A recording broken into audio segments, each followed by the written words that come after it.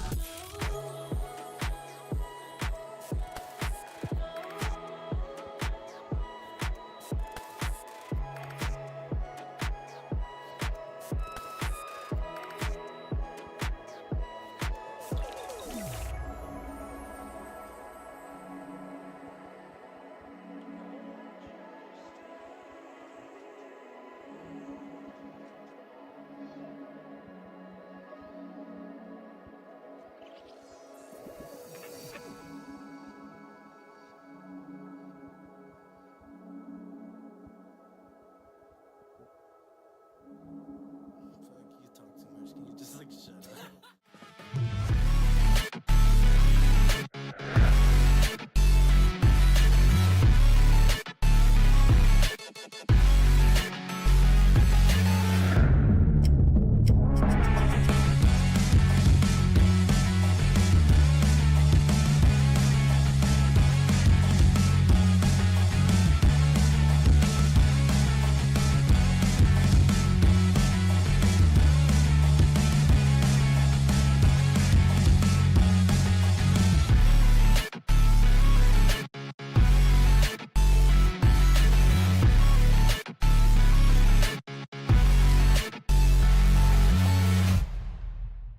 Hello and welcome back to WVU Sports. We are live here from U Place Apartments, and today your Mountaineers facing off against Bowling Green. This is the first game here in the NACE playoffs, and as of right now, the Mountaineers sitting at the number 4 seed in this bracket. But Will, going to this matchup, what are you thinking? We're here. We are here. It's been a long season, ups and downs, some heartbreaking moments, some triumphant victories, and now it is one bracket that separates this Mountaineer team and a chance to do something great. As you said, the number 4 seed. We were here 2 weeks ago against Cumberland, that pivotal last regular season game, playing for that 3 seed, losing 2-1. But this team still, ever since that update, has been playing fantastic. This is a Bowling Green team that, of the 30 teams that are in the playoffs, they're the 29th seed. Right. So that tells you something. They finished 4th in their conference. They lost to James Madison. They lost to Manchester. They lost to Northeastern, who actually might be sneaky good. They went 9-0. They only lost 1 map all season, but obviously that was in the East 2 conference, like Yes. 4 or 5 below the Super Conference. So, I mean, the path is set out. I think the bracket, it didn't break great for the Mountaineers. I think getting a 3 seed would have been super nice just because they are on the same side as Winthrop. Yes. Winthrop, undefeated in NACE, have been a powerhouse all year. But obviously, it could be a lot worse. Securing that 4 seed does mean that they are going to have a couple of easier matchups to start this off. Obviously, starting with Bowling Green. St. Clair, though, might be coming up. We don't know how the bracket's going to break. There's a million different possibilities, but I'm so excited. I am as well. And like you said, that bracket, didn't break the best. You would have hoped maybe on 3 seed, so you were just as far away from Winthrop as you can be. If they do go on to win this game, which I think Yep. forecast is predicting that, they're going to be going up against either NC State or Shocker Varsity Valorant. Yeah. In Wichita round State two. or NC State. Yeah, And Shocker then is Wichita. I have it.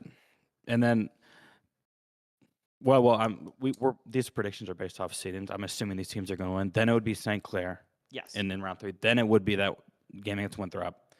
Winthrop's going to make it there. That's 100%. that's guaranteed. St. Clair has looked really, really shaky towards like the latter half of this season. They have. I would imagine they're going to make it through. They're going to win their first 2 rounds, but obviously anything's possible. And then if you make it to Winthrop and you beat Winthrop, you're going to have Maryville or you're going to have Cumberland waiting for you on the other side. So I mean, it's going to be a stacked bracket. I mean, West Virginia's going to play 2 games against non-super conference teams, and it's going to be super conference, just like they did in the regular season. But obviously, still gonna have to take care of Bowling Green. Yep. Who ended their season pretty poorly. They started off, I believe, 3 or 4-0, lost 3 of their last 5 games. And I mean, I don't want to this should be easy. I hope so. One of those games you're kind of going into it, you're just kind of like, I mean, like you said, it's playoffs, so you don't want to just skip yourself to win this game and, do that in a hopefully dominating fashion and going to round 2. Yeah. But definitely a game you're not really like marking on the schedule and being like, all right, guys. Yeah. We got Can't allow a trap game though. Yes, and yeah, exactly. You can't let it be a trap game. If UNB's, I don't know, that team beat Virginia a couple years ago as a 16 seed.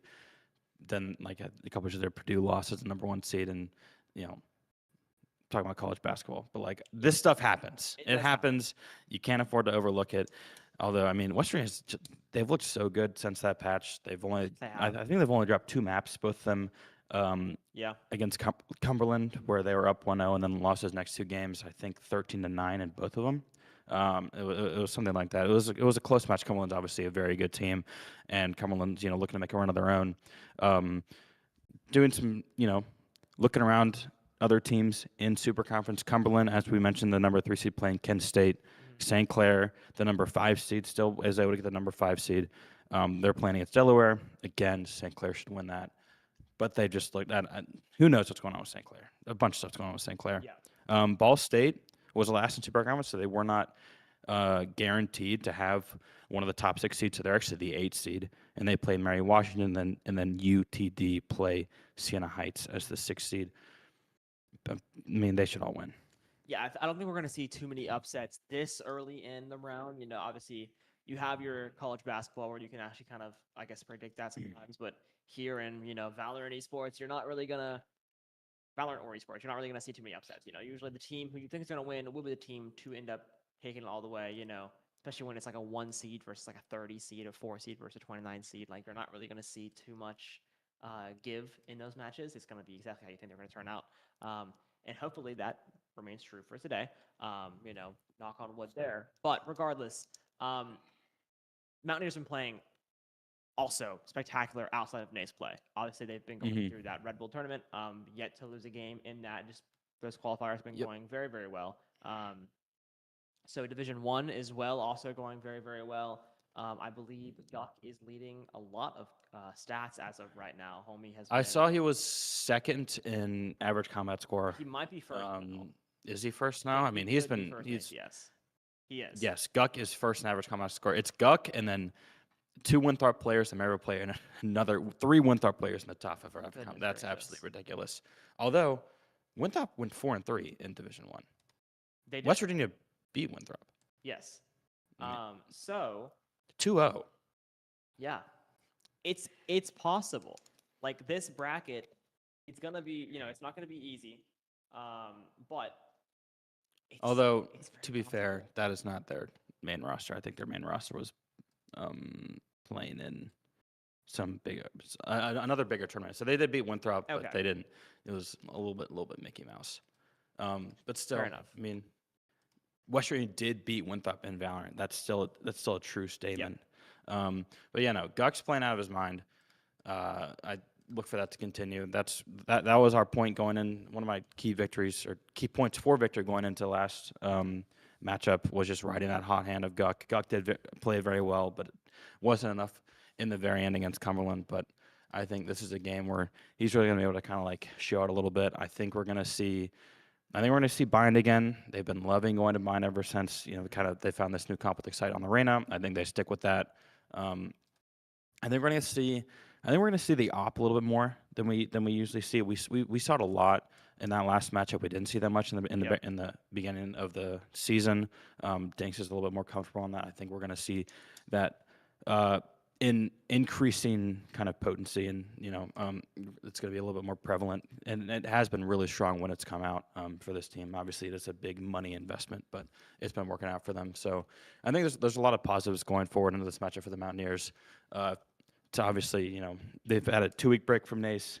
I think they've kind of retooled, reset, ready for the playoffs. I think they come in. I think they're going to roll. I think it's going to be 2 more weeks before we have an actual game against St. Clair. I agree with that. And I think map-wise today, we've been seeing, if sources are correct, we have not seen any map pick for Mountaineers outside of Haven and Bind in the past, I believe. Is that what sources are saying? So in the past, 2 weeks, in all of Red Bull, all of those, I think even Division 1, we are seeing consistently, maybe not full 100%, but close. Completely on Bind, completely on Haven. Now, admittedly, Haven has been a little bit rocky in some of these NACE matches that we've been casting. We saw some questionable matches definitely here on Haven, but Bind has been a strong staple for this Mountaineer roster. Been rolling on Bind. Such a turnaround. Bad. They didn't play Bind at all in the beginning of the year.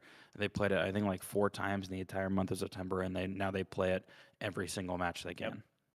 And makes sense. I mean, if you're going to win it every single time, might as well play it every single time.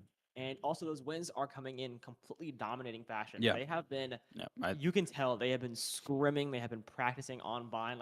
Everything is down to a science, and it shows in how dominant those performances always seem to be.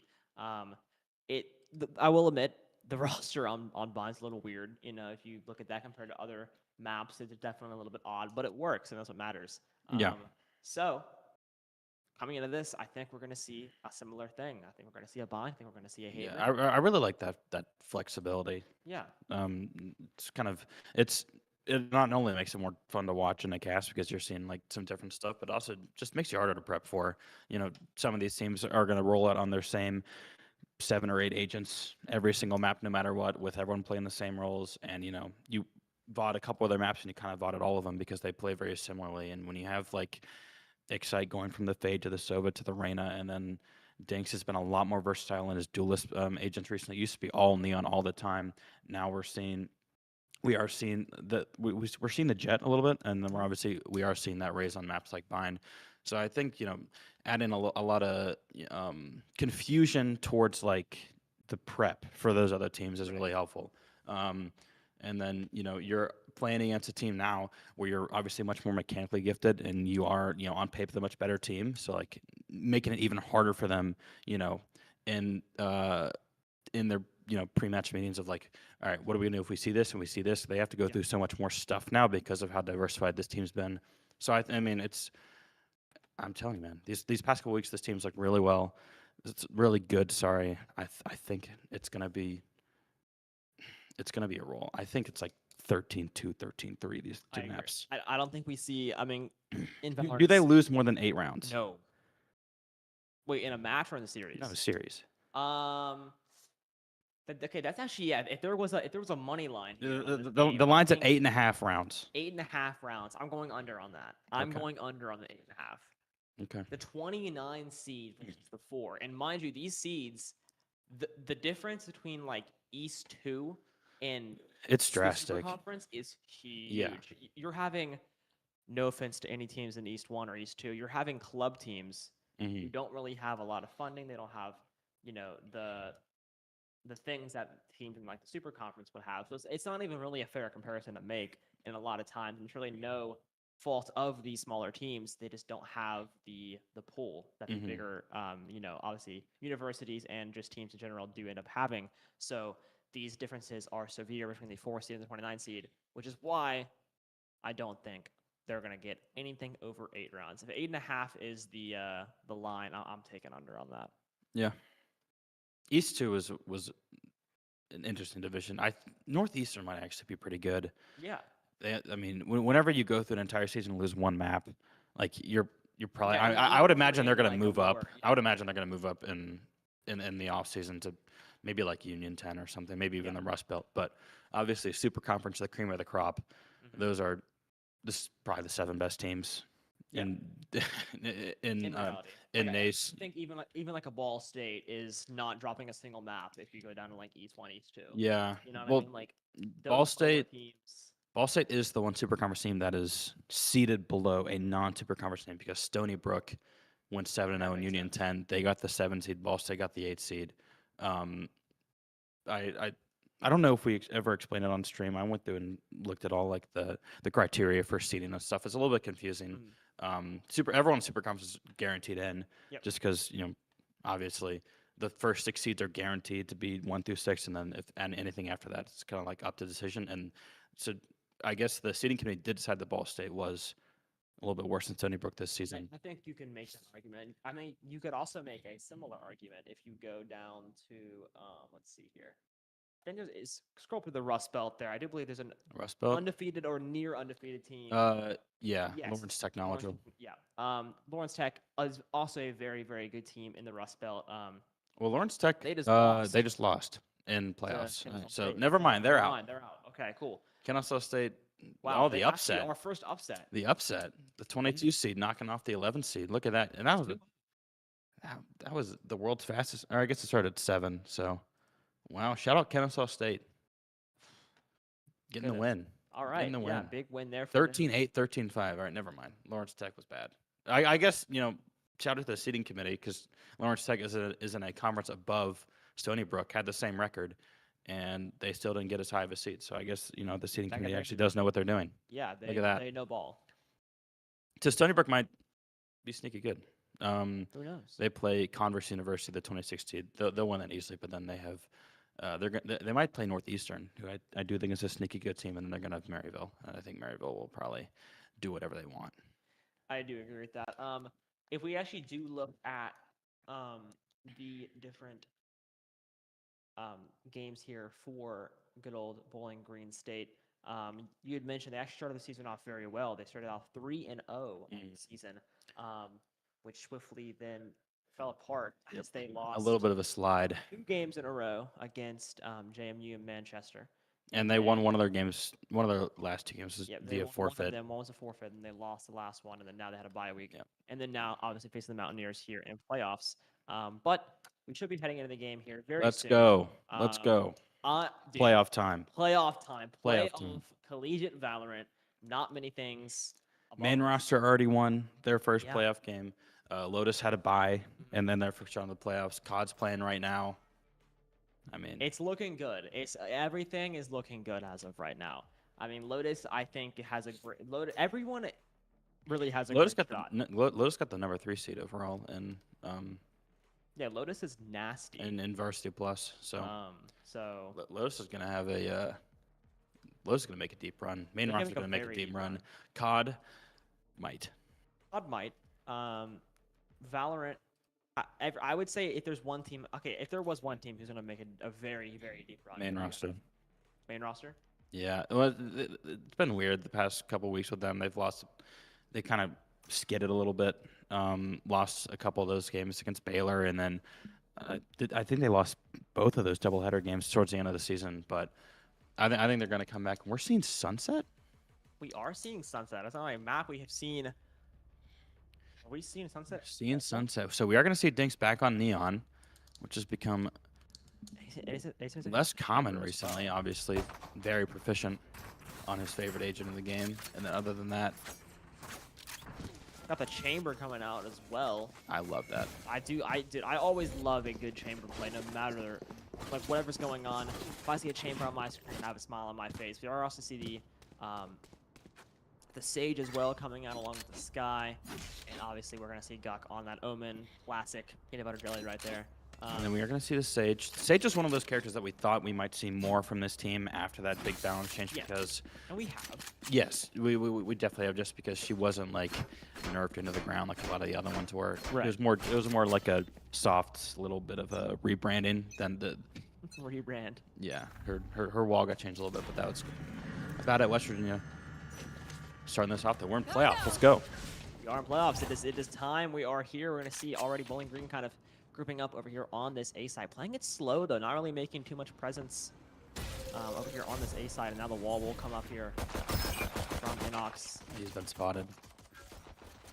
Yeah, already a little bit of gunfight happening over here on the A side. This stage wall should help a lot with this slowdown. The Bowling Green